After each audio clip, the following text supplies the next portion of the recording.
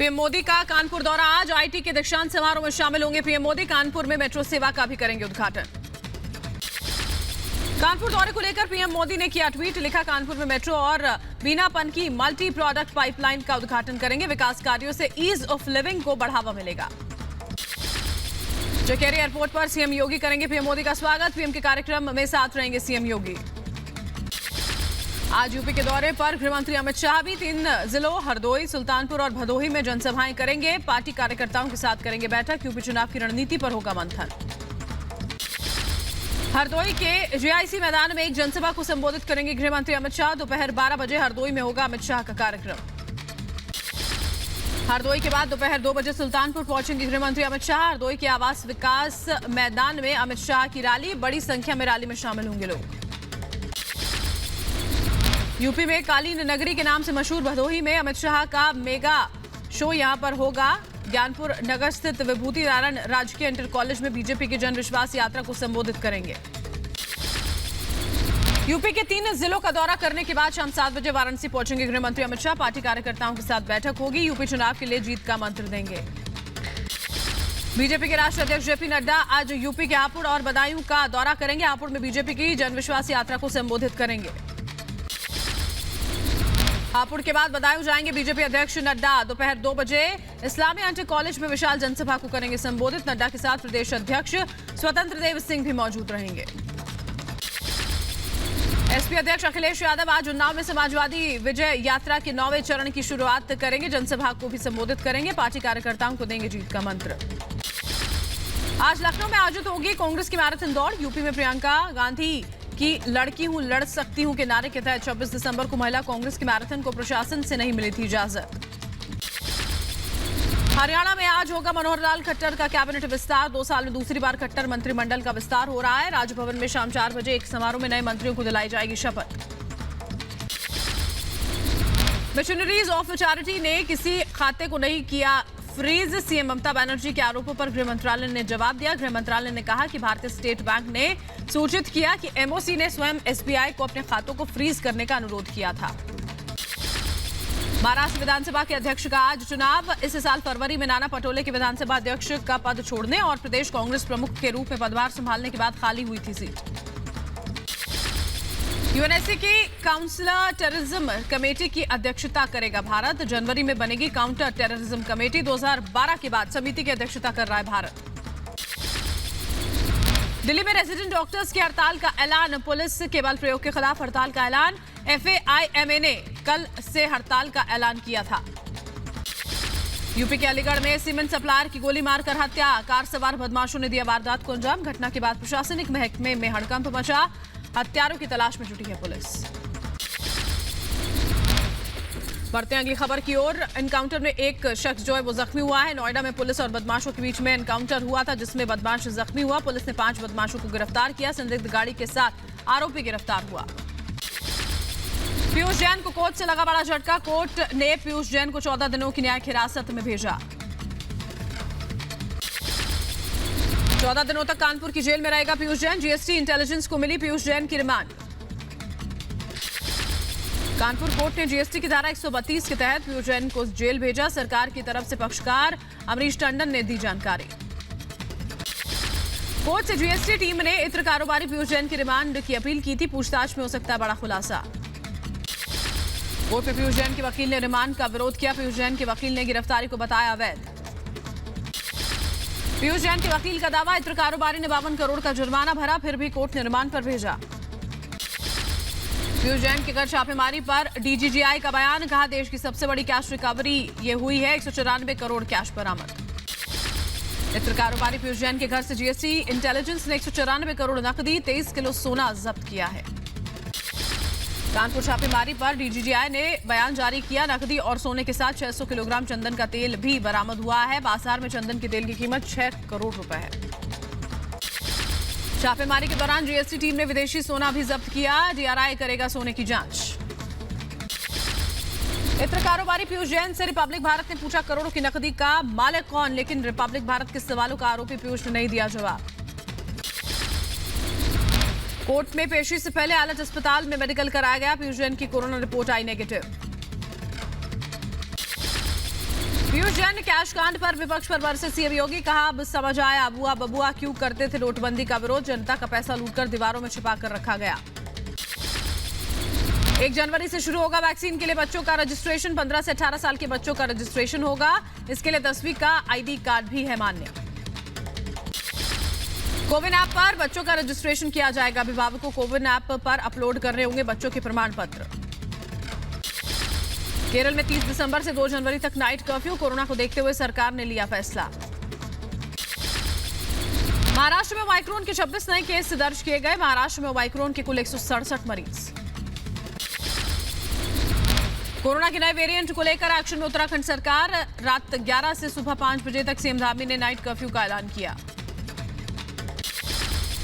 गोवा में मिला पहला ओमाइक्रोन केस, ब्रिटेन से गोवा आए 8 साल के बच्चे में ओमाइक्रोन संक्रमण की पुष्टि की गई।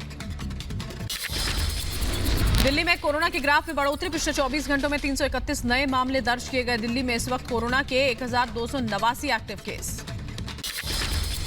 कोविड को लेकर एमएचए के राज्यों और केंद्र शासित प्रदेशों को निर्देश, कहा भीड़ को नियंत्रित करने की जिम्मेदारी राज्यों की, सभी सावधानियों का पालन करें। देश में सबसे ज्यादा ओमाइक्रोन के केस आने के बाद राजधानी दिल्ली में नाइट कर्फ्यू लागू, दिल्ली के अलावा उत्तर प्रदेश, मध्य प्रदेश, गुजरात, कर्नाटक, महाराष्ट्र और हरियाणा में पहले ही लागू है नाइट कर्फ्यू। दिल्ली मुंबई के बाद अब उत्तराखंड में भी नाइट कर्फ्यू का ऐलान, मुख्यमंत्री पुष्कर सिंह धामी बोले कोरोना के बढ़ते मामलों की वजह से नाइट कर्फ्यू लगाया गया है। जम्मू कश्मीर के अनंतनाग में आतंकियों ने सुरक्षा बलों को फिर बनाया निशाना, सीआरपीएफ बंकर पर फेंका ग्रेनेड।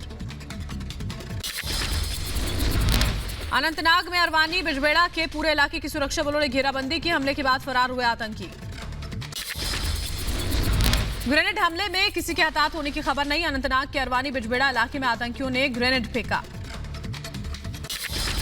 उत्तर प्रदेश के प्रतापगढ़ को सीएम योगी ने 554 करोड़ की सौगात दी, मुख्यमंत्री योगी ने कई परियोजनाओं का लोकार्पण और शिलान्यास किया। सीतापुर में अखिलेश यादव पर योगी आदित्यनाथ का जुबानी हमला, कहा यूपी के नौजवानों को स्मार्टफोन और टैबलेट मिल रहे हैं, इस बात से बबुआ को चिढ़ है। ब्राह्मण वोट बैंक को लेकर ओवैसी ने साधा निशाना, कहा ब्राह्मण वोट के लिए बीजेपी, एसपी और बीएसपी मेहनत कर रहे हैं, लेकिन 19% मुसलमानों को इन पार्टियों ने यतीम बनाकर छोड़ दिया। यूपी के पंचायती राज मंत्री भूपेंद्र सिंह चौधरी का ओवैसी पर हमला, कहा अगर यूपी में बीजेपी दोबारा सरकार में आई तो ओवैसी जनेऊ धारण कर राम राम जपेंगे। यूपी में चुनावी रैलियों पर रोक की मांग, समाजवादी पार्टी के नेता ने कोरोना के बढ़ते संक्रमण का हवाला देकर रोक की अपील की। पंजाब विधानसभा चुनाव को लेकर बीजेपी का गठबंधन फाइनल, गृह मंत्री अमित शाह, बीजेपी अध्यक्ष जेपी नड्डा, कैप्टन अमरिंदर सिंह और सुखदेव सिंह ढींढसा ने गठबंधन पर बैठक की। पंजाब में विधानसभा चुनावों को लेकर बीजेपी नेता गजेंद्र सिंह शेखावत का ऐलान, कहा कैप्टन अमरिंदर और सुखदेव ढींढसा की पार्टी के साथ बीजेपी चुनाव लड़ेगी। पंजाब में मुख्यमंत्री के चेहरे को लेकर गजेंद्र सिंह शेखावत ने साफ तौर पर कहा चुनाव परिणाम आने के बाद संसदीय बोर्ड और विधायक दल की बैठक में होगा सीएम का फैसला।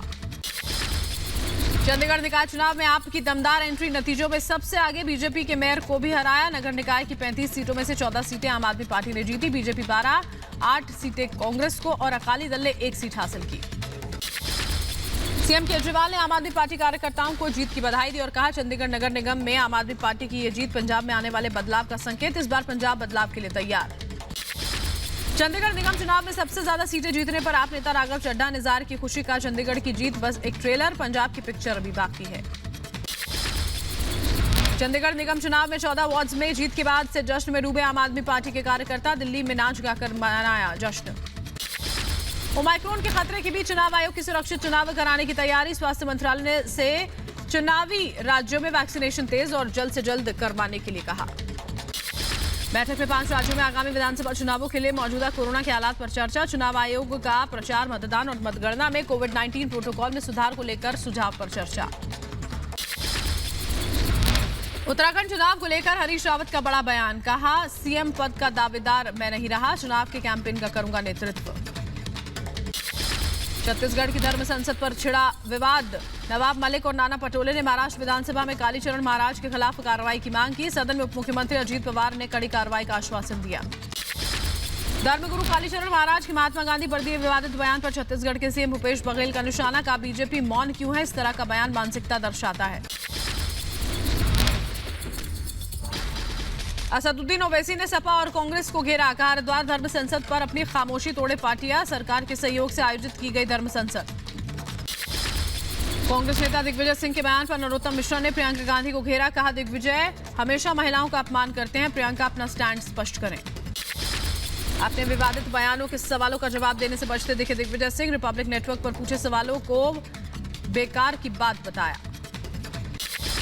भ्रष्टाचार को लेकर बीजेपी सांसद का अजीबोगरीब बयान। मध्य प्रदेश के रीवा से बीजेपी सांसद जनार्दन मिश्र बोले, 15 लाख तक का भ्रष्टाचार गलत नहीं है। मुख्यमंत्री योगी आदित्यनाथ ने लखनऊ में साहिबजादा दिवस में हिस्सा लिया। पारंपरिक तरीके से गुरु ग्रंथ साहिब को सिर पर रखकर गुरुद्वारे के अंदर लेकर पहुंचे। मुख्यमंत्री योगी आदित्यनाथ ने गुरुद्वारे में पगड़ी पहनकर मत्था टेका। गुरबाणी कीर्तन आयोजित कर त्याग और समर्पण को नमन किया।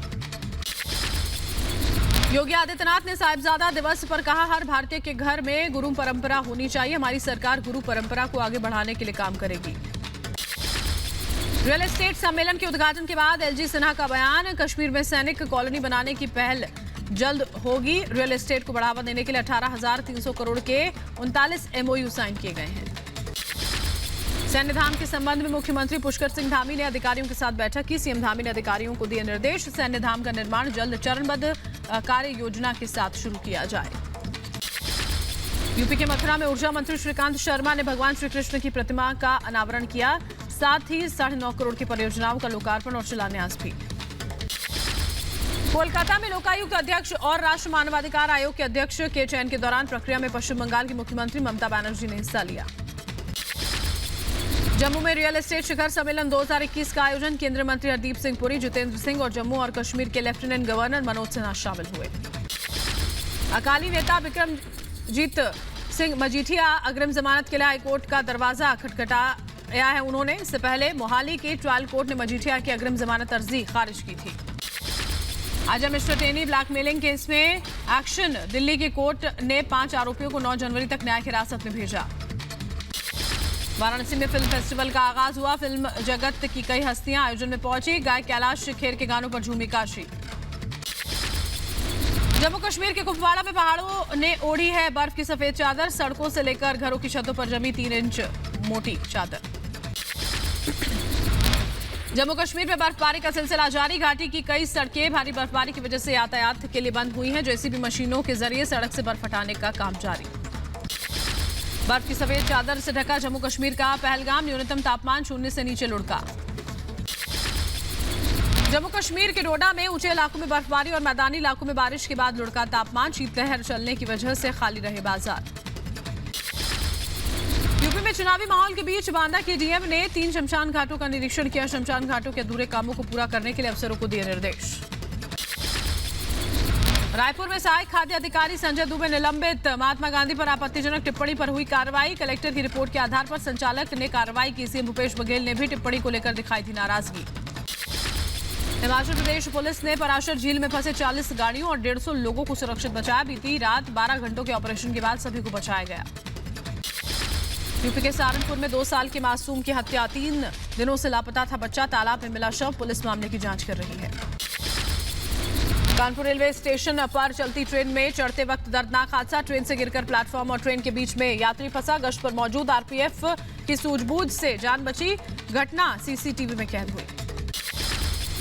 पटना में बीजेपी दफ्तर के बाहर वार्ड सचिवों का हंगामा। वेतन की मांग को लेकर वार्ड सचिवों ने किया दफ्तर का घेराव। वार्ड सचिवों ने पुलिस पर पथराव किया। पत्थरबाजी के बाद पुलिस ने भीड़ पर लाठीचार्ज कर दिया। हंगामा बढ़ता देख भीड़ को खदेड़ने के लिए पुलिस ने वाटर कैनन और आंसू गैस के गोलों का भी इस्तेमाल किया। दिल्ली में शहीदी पार्क से लेकर सुप्रीम कोर्ट तक रेजिडेंट डॉक्टर्स का मार्च। अपनी मांगों को लेकर हड़ताल पर रेजिडेंट डॉक्टर्स। दिल्ली में नीट पीजी काउंसलिंग में देरी को लेकर रेजिडेंट डॉक्टर्स का प्रदर्शन। पुलिस ने प्रदर्शनकारियों को हिरासत में लिया।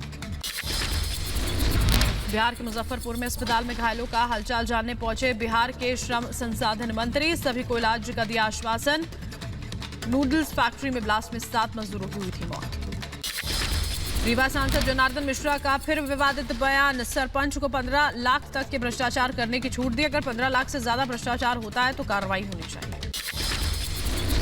पाकिस्तान की जेल में 29 साल के बाद लौटा कुलदीप नाम का शख्स। पाकिस्तान ने जासूसी के आरोप में किया था बंद।